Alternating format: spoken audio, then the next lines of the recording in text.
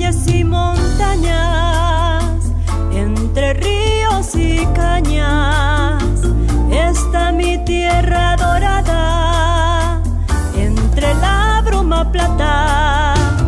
Cuántos pueblos, cuánta gente, somos todos tan diferentes. Buenas tardes, bienvenidos a El Ramonense, un encuentro con lo que somos los ramonenses, lo que ha sido nuestro pueblo en los años antiguos y hasta la fecha. Eso es El Ramonense. Lo presentamos con muchísimo gusto, nuestro compañero Jorge Jiménez y este servidor, Paul Brenes Carbonero, y detrás de cámaras el invisible Carlos Gamboa Alfaro, nuestro productor y director, que siempre está ahí. Es el que facilita y posibilita que nosotros podamos llegarles a todos ustedes con la nitidez de imagen y de voz, ¿verdad? Invisible, pero imprescindible. Exactamente. Muy bien. Jorge, hoy tenemos tenemos un tema que estoy seguro que va a ser del agrado de la gran mayoría o de toda la audiencia, porque somos tierra poetas.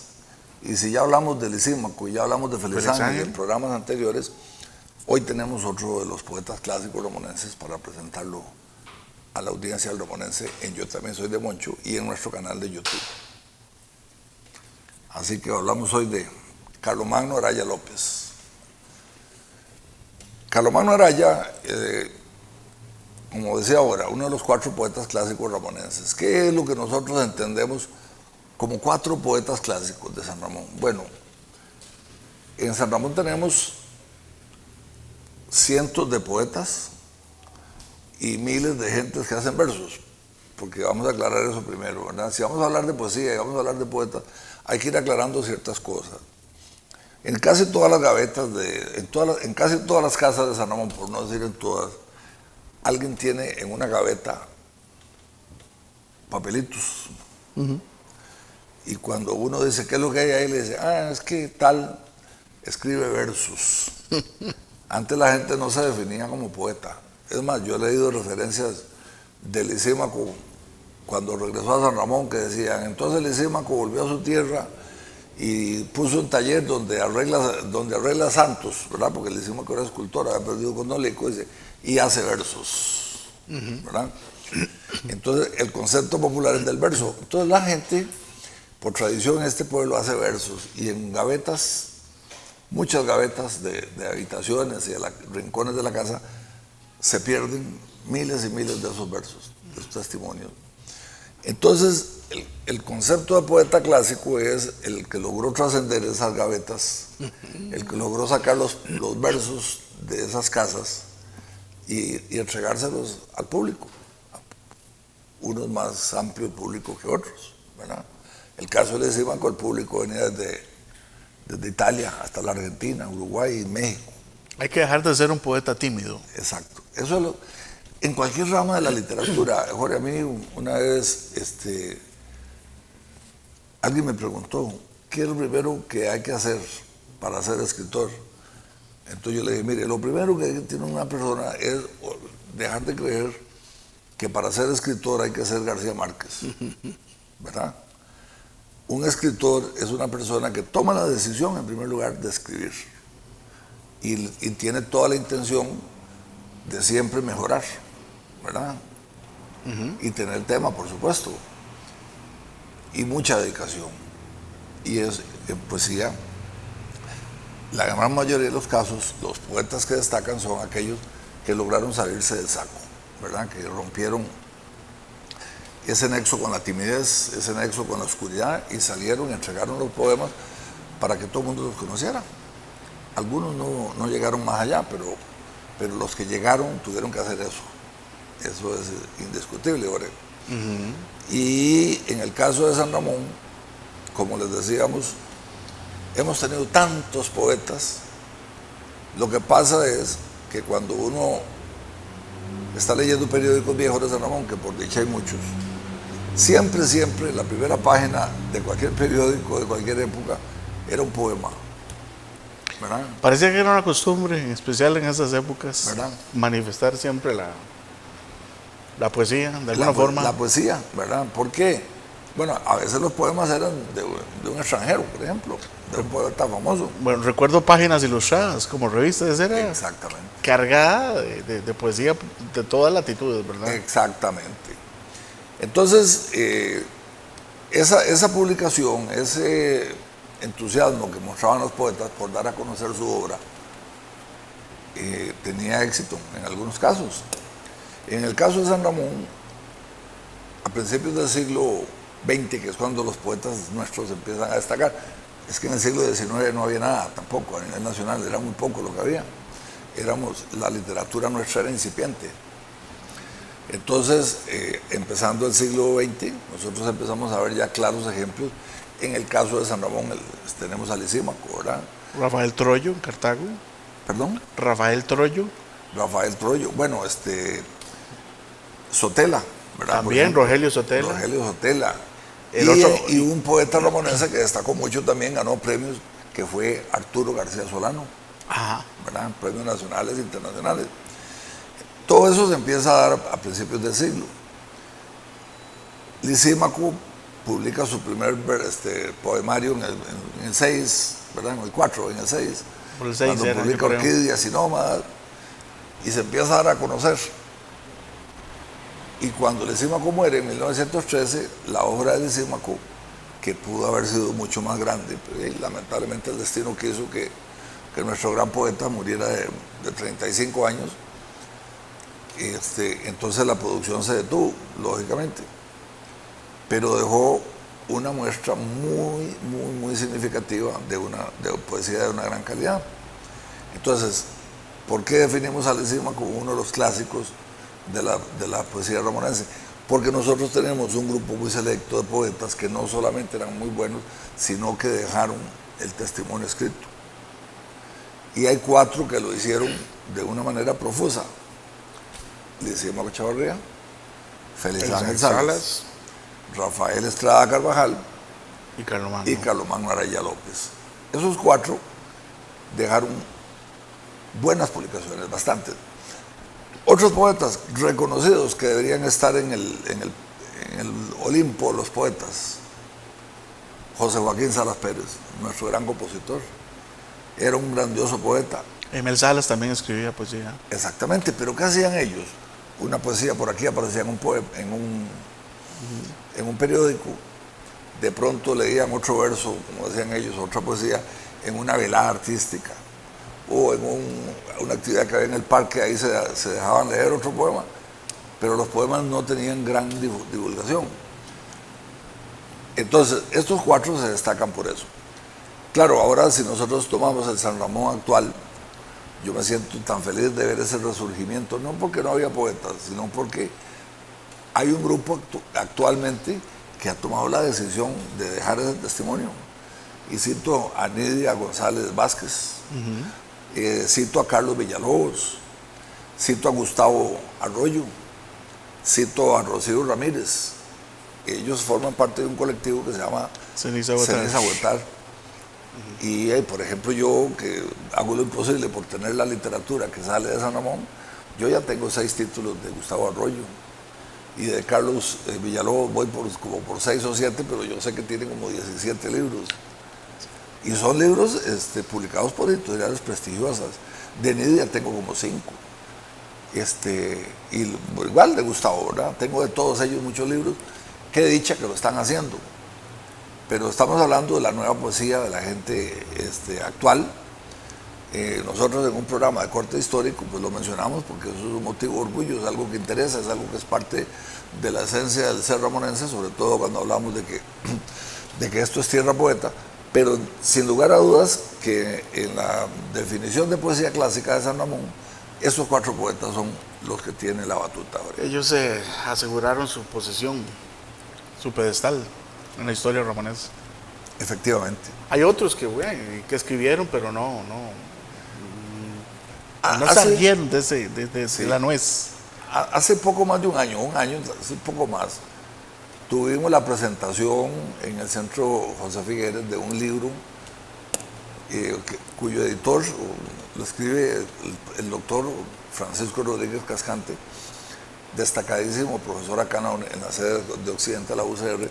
Francisco se ha dedicado a hacer una compilación de nuestra literatura. Entonces publicó las obras completas de Lisímaco, publicó un drama sobre la vida de Lisímaco, publicó ahora recientemente la vida y obra de Arturo García Solano, publicó un libro sobre Corina Rodríguez, publicó otro libro sobre la historia de la literatura ramonense. Es decir, Francisco nos está dejando también un material valiosísimo de estudio. Y recuerdo también que estaba trabajando, me parece, no sé si lo habrá terminado, porque la temática la combinan.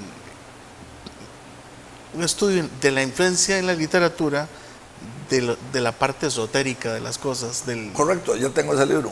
¿Lo terminó? Sí. Claro, es un libro interesantísimo. Ahí lo tengo como libro de cabecera en estos días.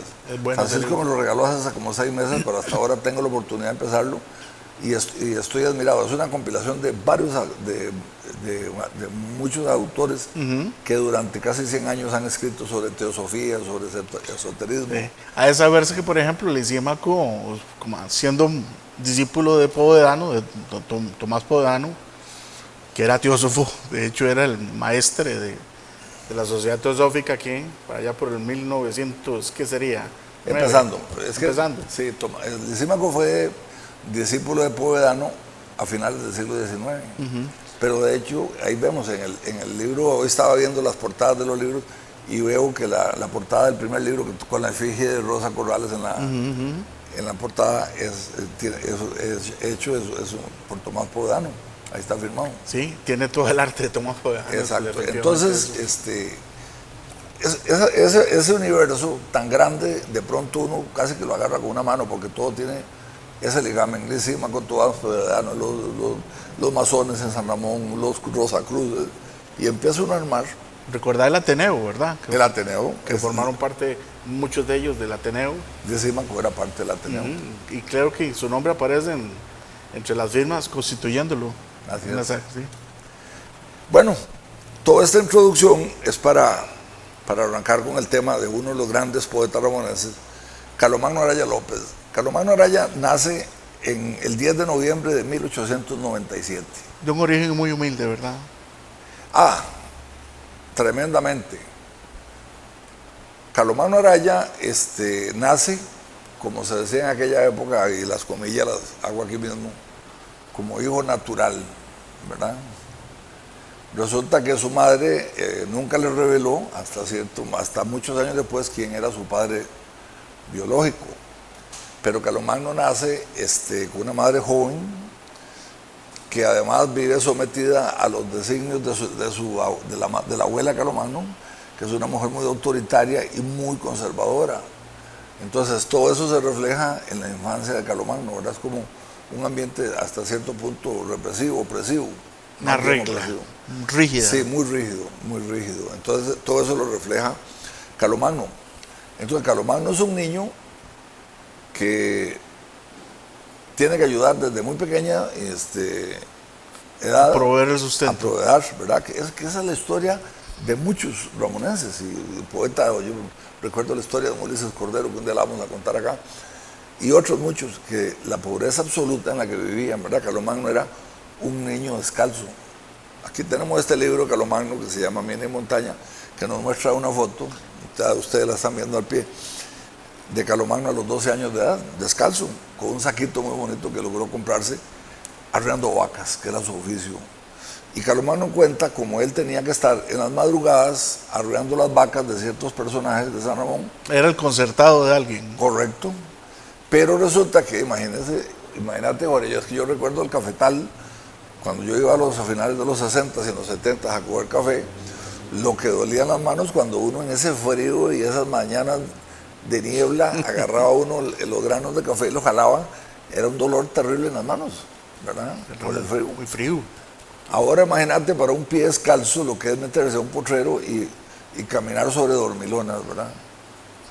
Cuenta Carlomagno que él lloraba del dolor persiguiendo el ganado, persiguiendo las vacas, arreándolas porque las espinas se le metían en los pies, ¿verdad? La vida de Carlomagno era tan pobre, y que fue una infancia que enriquecedora, diría yo. Es una infancia enriquecedora porque si algo me ha enseñado a mí la vida es que nosotros hemos sido, la generación nuestra por lo menos, nacimos y crecimos, nos basamos en nuestras carencias y nunca en la opulencia. Y aprendimos que las carencias forman, ¿verdad? Oh, sí. Forman. Y ese es el caso de Carlomagno Araya López. Para no alargar ese tema, y por si alguien está con la duda, Carlomagno Araya luego es reconocido por su padre, por lo menos de manera, a nivel de acercamiento, era hijo de don Rafael Rodríguez Salas, ¿verdad? Nuestro ilustre patriarca. Rafael Rodríguez finalmente tiene una relación cercana con Carlomagno. Escribe un poema muy lindo en el día que Rafael muere, en su funeral en Orotina. Pero eso se da cuenta Carlomagno muchos años después, ¿verdad? Entonces la vida de Carlomagno es una vida de sobrevivencia. Y en esos primeros años apenas hizo la escuela necesaria para aprender a leer y escribir porque había que trabajar. Entonces, no pudo avanzar mucho en la escuela, pero sí las ansias de conocimiento, como toda la gente de San Ramón de esa época, esos autodidactos, no cesaba. Ellos querían aprender. Entonces, él recuerda como con los primeros ahorros se compró un libro a un vendedor callejero ambulante que venía por San Ramón de vez en cuando y pasaba vendiendo libros viejos usados. Y Carlomagno le compró un libro que no recuerdo el nombre, el otro era Las aventuras de alguien y Cacaceno, así se llamaba el libro. Por aquí debe estar, ahorita lo encuentro el nombre. Y ese libro él dormía con el libro bajo su almohada, se lo leyó 1000 veces. Y siempre detrás de la biblioteca buscando libros, adquiriendo libros, prestando libros para que le prestaran libros. Y esa fue la historia, y se convirtió en un hombre absolutamente culto. Empezó a crecer el niño y las aventuras de Carlomagno se refieren siempre a la sobrevivencia, a la supervivencia. Entró de aprendiz de panadero en la famosa panadería de don Norberto Carvajal. Todavía mucha gente la recordará, la panadería de don Norberto, a la par de Machomora, de la ferretería Machomora, ahí frente al mercado, costado del mercado. Ahí hizo sus primeros artes en la panadería. Después de varios años de panadero fue ebanista o carpintero. Diferentes oficios. Diferentes oficios. Finalmente un poquito más grande. De ahí no le quedó más remedio que buscar vida y se fue a las minas de Avangares. Allá fue minero también. Allá fue minero, entonces. Como él dice en su biografía, yo fui minero, fui panadero, fui carpintero, arrié vacas. Y finalmente tiene una experiencia muy dura que lo marca a Carlomagno, y es que se va con su tío a buscar vida a las montañas del sur del país, de los Pacífico Sur, a Sabegre específicamente. Ahí están ellos haciendo el oficio que es apear coco, sacando la estopa y toda la cosa para un aceite. Cada cierto tiempo venía la lancha, se llevaba el producto que ellos habían extraído. Y ahí estaban, botados en una playa en el sur, metidos en un rancho. Duro. Durísimo, en un techo de paja ahí que armaban ellos para no mojarse. Te podrás imaginar lo que llovía en esa época, si llueve ahora en el sur del país, en el Pacífico Sur. El asunto es que un día se enfermaron los dos de fiebres, posiblemente paludismo. Y estuvieron al borde de la muerte. La sorpresa de Carlomagno fue despertar al día siguiente junto al cadáver de su tío. Murió. Sí, su tío favorito, el que lo había llevado a la mina, el que lo había llevado a Sabegre. Entonces fue una experiencia muy dura. Como pudo, Carlomagno regresó a San Ramón. Acá en San Ramón volvió a buscar oficio. Estuvo, me parece que fue cuando se desarrolló como carpintero. Y si mal no recuerdo, fue carpintero con don Guillermo Zúñiga. Don Guillermo Zúñiga fue el papá de don Adán. Ok, recuerdo la funeraria. La funeraria, sí, ese es un negocio familiar heredado de don Guillermo, ¿verdad? Entonces don Guillermo siempre tuvo, el don Ulises Cordero me hablaba de que él aprendió carpintería con don Guillermo Zúñiga también. Entonces él vuelve a San Ramón, se mete a trabajar ahí y ya pero además de eso preparándose, ¿verdad? Ya empezaba a escribir versos y ya Carlomagno era conocido en este ambiente. Pero hay una experiencia que lo marca sobremanera, ¿verdad? Que es la que tiene que ver con esta fotografía, Jorge, que la volvemos a mostrar al pie. Esta fotografía es de un 19 de enero de 1912, celebrando el aniversario de la fundación del poblado. Resulta que este niño ya era un preadolescente y por ahí vio una muchachita que le gustó mucho, se enamoró. Pero la muchacha, a pesar de que le correspondía, era de una familia distinguida de San Ramón que lo discriminaba por su condición social, por la pobreza. Y resulta que ese 19 de enero tienen una actividad al pueblo en el Cerro del Tremedal. La gente lleva cajetas para vender y lleva empanadas y hay música. Entonces todo el pueblo está en el cerro en una fiesta, ¿verdad? Así se celebraba el 19 de enero. Estando ahí, Carlomagno, que este trajecito, vestido entero, lo compró para esa época. Andaba catrín. Andaba catrineado. Como se decía antes, el fular que se preparó para mudarse ese día. Cuando se le acerca a un tío de la niña que se llamaba Cristina y le dijo, venga acá, y lo jaló y le dijo, usted no es digno de Cristina, es una vergüenza para la familia, así que por favor no se le acerque a ella. El niño cuenta en su biografía que él se sintió avergonzado, muy humillado y se fue. A los días, ¿cuál fue su sorpresa cuando le dice la abuela, el padre quiere hablar con usted? Entonces fue a la casa cural a buscar al padre y resulta que el padre lo estaba esperando para decirle exactamente lo mismo. Otra amonestación. Váyase de ahí y no se acerque. Bueno, muy advertido, esas advertencias calaron profundo. Carlomagno se fue para San José, empezó a trabajar un humilde trabajo en la municipalidad de San José, empezó a darse a conocer en las letras, de pronto ganó el famoso título de maestro de Galla Ciencia, que era un título de poesía que se le daba a muy pocas personas y a poetas muy destacados a nivel internacional, y Carlomagno lo gana y llega a la fama como poeta. Ya de la Municipalidad de San José pasa a trabajar a la Biblioteca Nacional. Con renombre ya. Con su nombre. Reconocimiento. Por supuesto.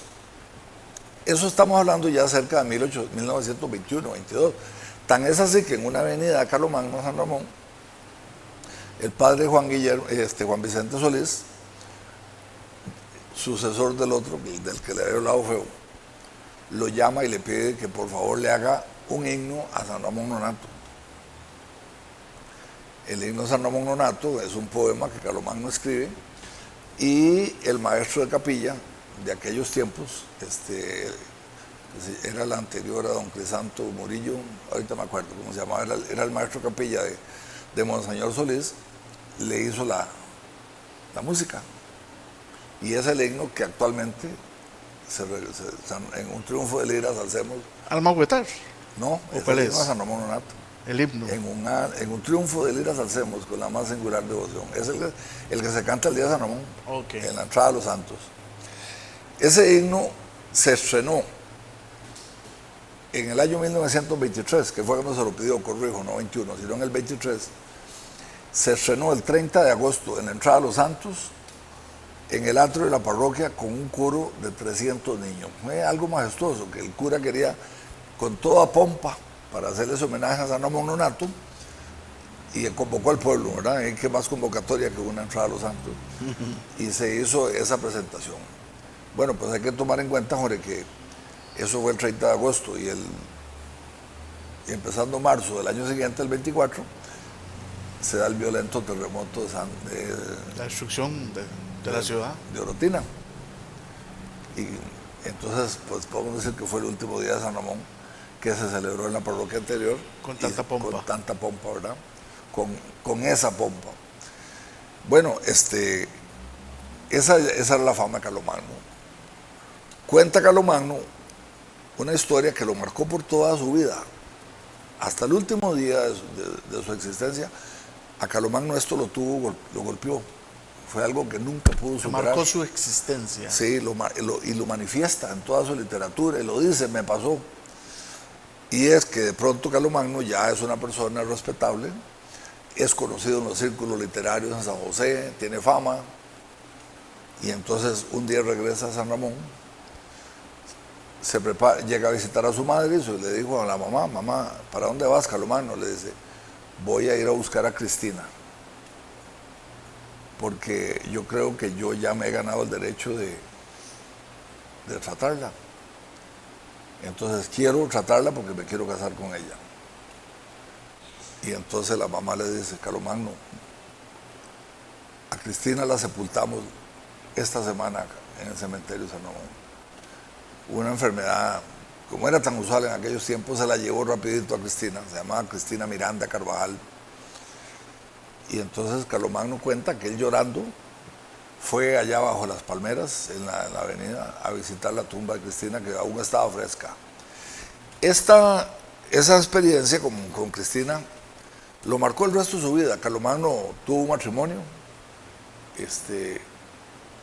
donde él tuvo 4 hijos, fiel a su idiosincrasia, amó a esos hijos, tuvo una relación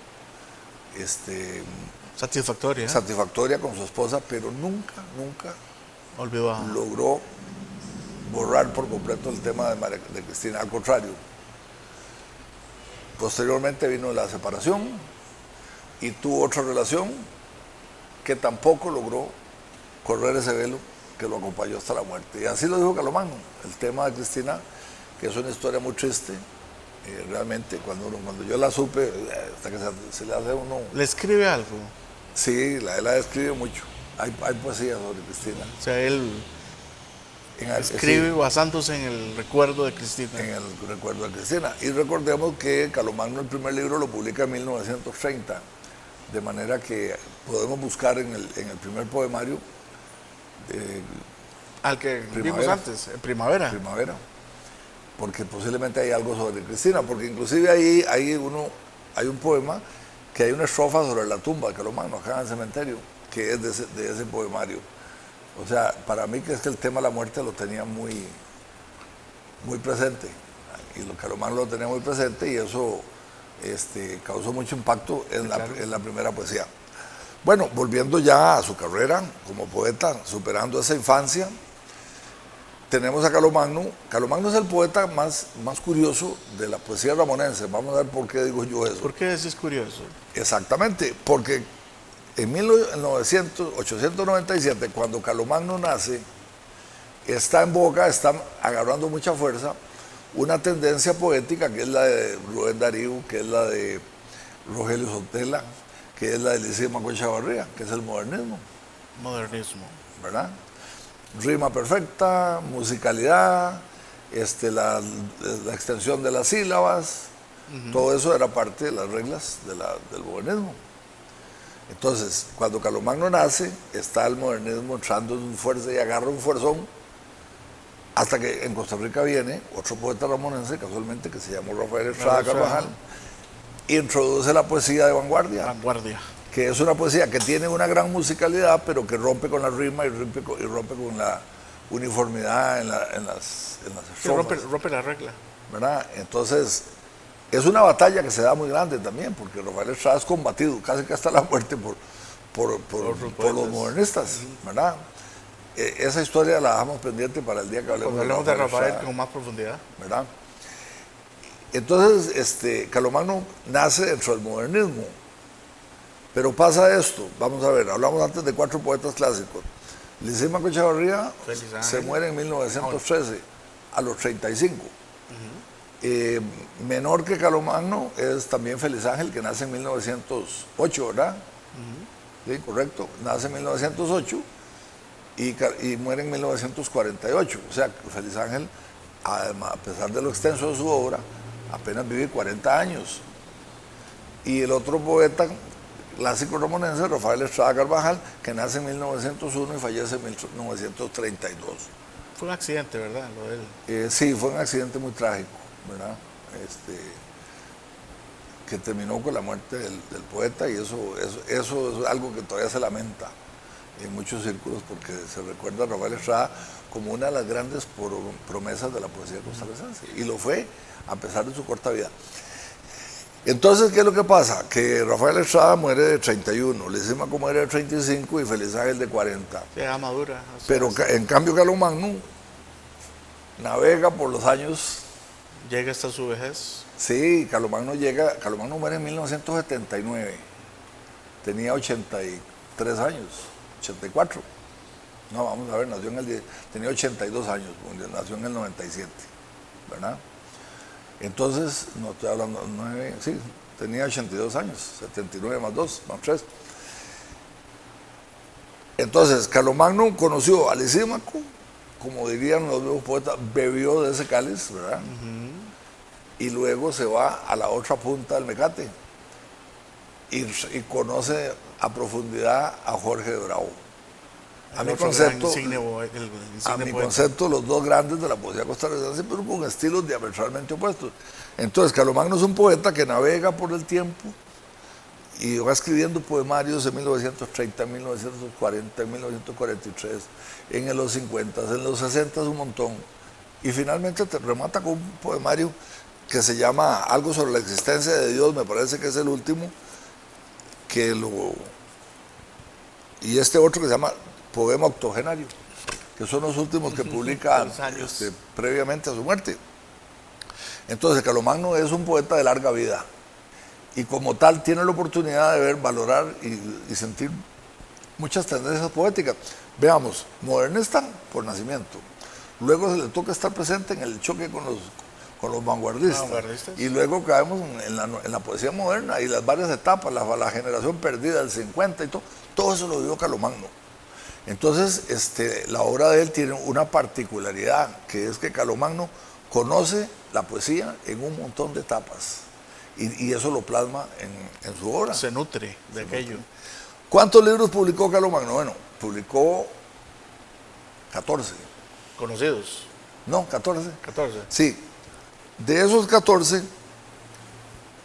hay uno que se llama Mina y Montaña, que lo dejó él escrito a petición de su hijo. Su hijo se llamaba Carlomagno Araya Rojas, heredó el nombre de su padre, su hijo mayor.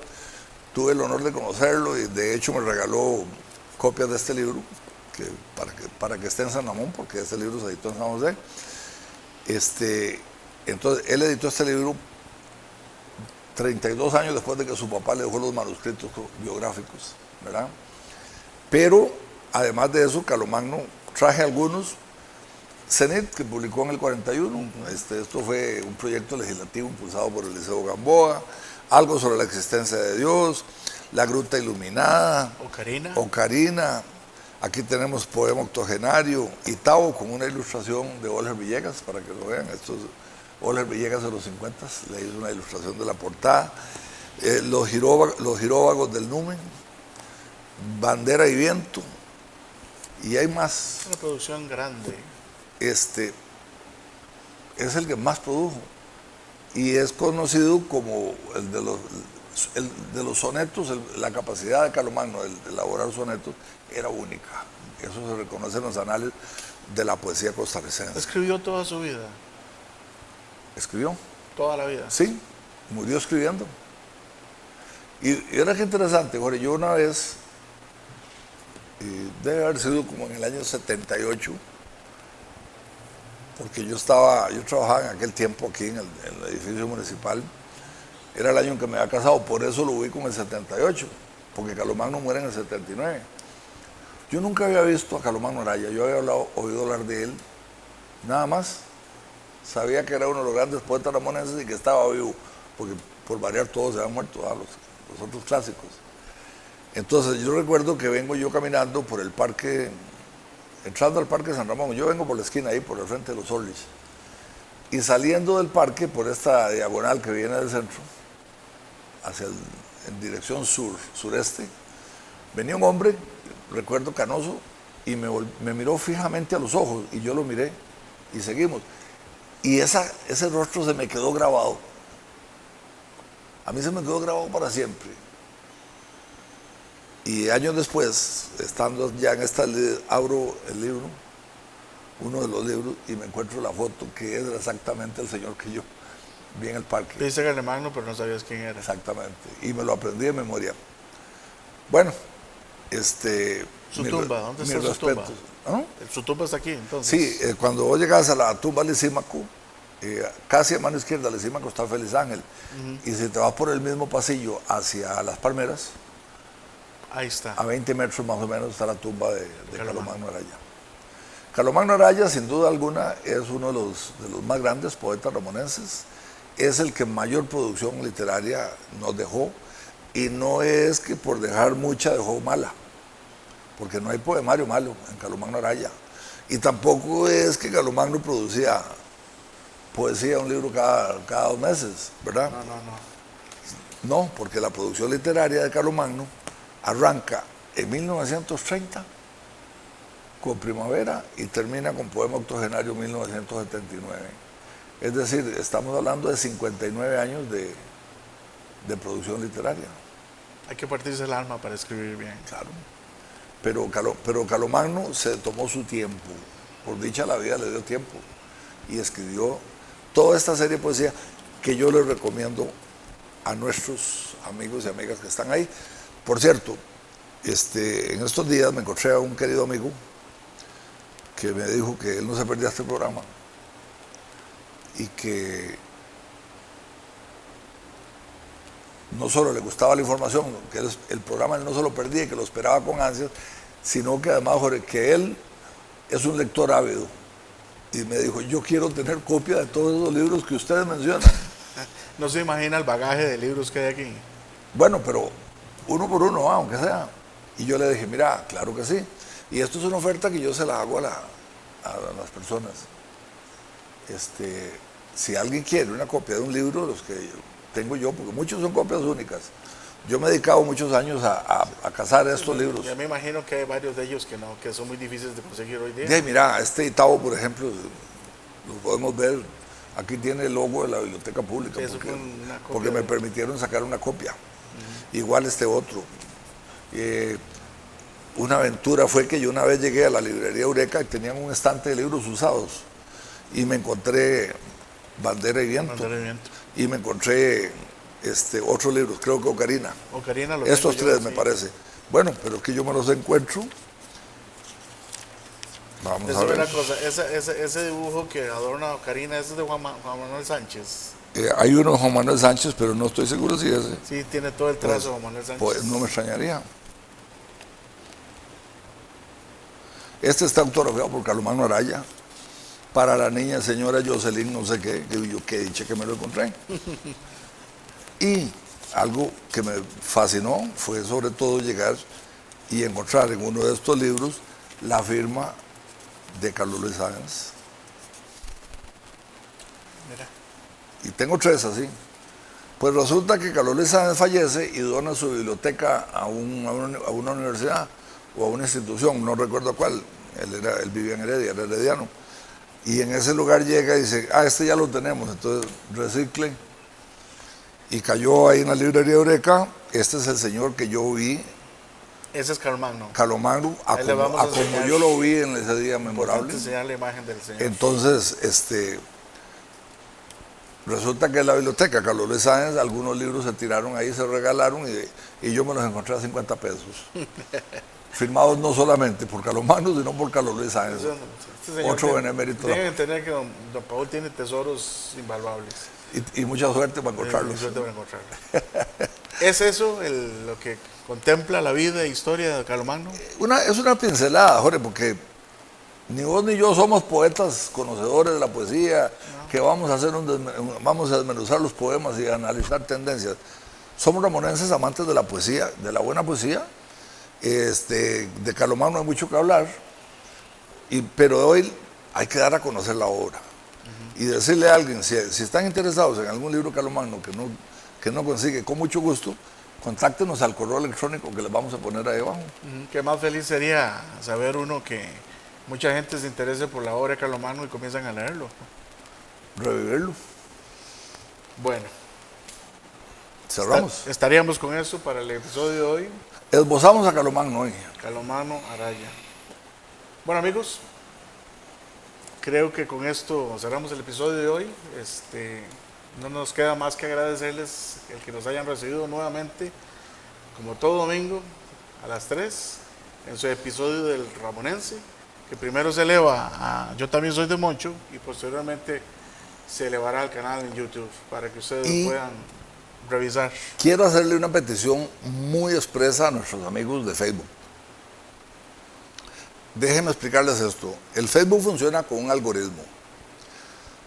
Si yo presento un video que sabemos, vean, les voy a decir esto, no es por rajar, en la primera hora de que subimos el video, cerca de 500 personas lo ven. Sí, uno tiene acceso a la estadística. ¿Verdad?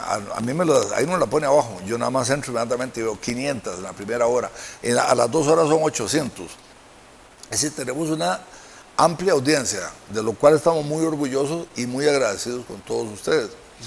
Pero sucede esto, resulta que la mayoría de la gente entra a ver el video, pero no le pone ni siquiera un me gusta. Y no es que lo estamos pidiendo porque coleccionamos me gusta, es que Facebook funciona con un algoritmo, ¿verdad? Una fórmula, para decirlo de otra manera, que entre más me gusta, el programa entra en la categoría más superiores de Facebook y le llega a más personas. Entonces más personas se van a dar cuenta que ahí está el programa, el video, y lo van a copiar. Entonces les hacemos el ruego expreso. Bueno, no necesariamente tienen que hacer un comentario, pueden hacer comentarios, pero con solo que pongan un me gusta, que nada duele, que nada compromete, le dan un empuje cualitativo inmenso y cuantitativo, por supuesto, a el Ramonense. Así que, por favor, los invitamos. Nos vemos el próximo domingo. ¿Así es, Jorge? Así es. Una última cosa, agradecerle a don Carlos, que siempre por supuesto. no nos olvidamos, porque sin su colaboración en esto no podríamos hacer nada. De momento, buenas tardes. Buenas tardes y gracias.